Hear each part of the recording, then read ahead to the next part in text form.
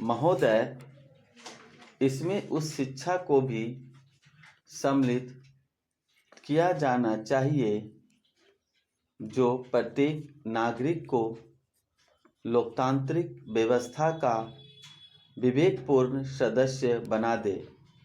इसी समय से प्रौढ़ शिक्षा की अवधारणा में परिवर्तन हुआ और उसे समाज शिक्षा के नाम से पुकारा गया। 1949 में मैसूर में संपन्न ग्रामीण प्रौढ़ शिक्षा के यूनेस्को सेमिनार में तत्कालीन शिक्षा मंत्री ने समाज शिक्षा को स्पष्ट करते हुए कहा था, समाज शिक्षा से हमारा तात्पर्य है पूर्ण मानव की शिक्षा। यह उसको साक्षरता प्रदान करेगी जिससे कि विश्व का ज्ञान उसे उपलब्ध हो सके। यह उसको बताएगी कि वह अपने आप का वातावरण से अनुकूलन किस प्रकार करे एवं जिन प्राकृतिक दशाओं में वह निवास करता है उसका सर्वोत्तम उपयोग किस प्रकार करे। इसका अभिप्राय उसे उत्तम कला कौशलों तथा उत्पादन की विधियों की शिक्षा देना है जिससे कि वह अधिक उत्तम आर्थिक स्थिति को प्राप्त कर सके। इसका उद्देश्य उसे व्यक्ति तथा समाज दोनों के लिए स्वास्थ्य विज्ञान के प्राथमिक सिद्धांतों की शिक्षा देना भी है जिससे हमारा गृहस्थ जीवन स्वस्थ तथा समृद्ध हो सके। इस शिक्षा को उसे नागरिकता का पाठ पढ़ाना चाहिए जिससे कि उसे संसार की बातों का ज्ञान प्राप्त हो जाए और वह अपनी सरकार को उन निर्णयों के निर्माण में सहायता दे सके जो शांति तथा प्रगति में योगदान करे।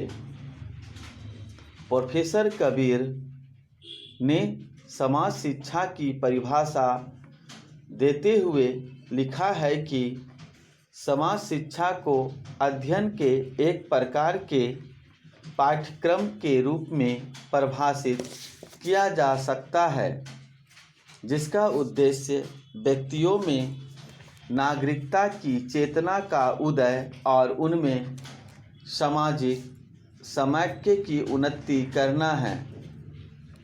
स्वाभाविक उपलक्ष्य के रूप में समाज शिक्षा व्यक्ति के व्यक्तिगत एवं समाज के सदस्य के रूप में नागरिकता के अधिकारों तथा कर्तव्यों की तीव्र भावना का समावेश करने का प्रयत्न करती है। अब आइए जरा गौर करें कि वर्तमान भारतीय परिवेश में प्रौढ़ शिक्षा या समाज शिक्षा प्रयास कितना सार्थक हुआ है।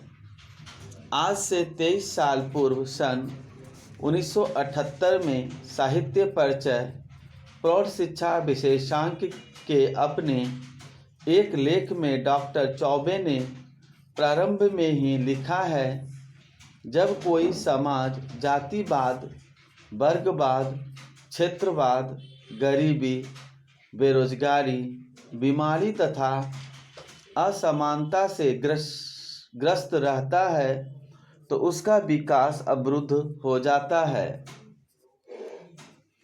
ऐसी यही अग्रस्तता आज हमारे समाज में हमारे क्रियाकलापों के विविध अंगों में परिलक्षित हो रही है। जब तक हम इस ग्रस्तता से मुक्त न होंगे तब तक हमारा विकास संभव नहीं होगा। इस ग्रस्तता से दूर होने के लिए हमें अनेक उपाय करने होंगे। इन उपायों में शिक्षा का स्थान बहुत ऊंचा है। हमारे देश की अधिकांश जनता अभी भी साक्षर नहीं हो पाई है। जब तक हम इस प्रयास में सफल नहीं होते तब तक हमारी जनतंत्रीय व्यवस्था खोखली रहेगी। उल्लेखनीय है कि प्रौढ़ शिक्षा के क्षेत्र में सरकारी स्तर पर स्वतंत्रता के पूर्व से ही प्रयास प्रारंभ हो गया था, जिसमें आज तक कई मोर्चों पर प्रौढ़ शिक्षा के प्रचार प्रसार का कार्य जारी है।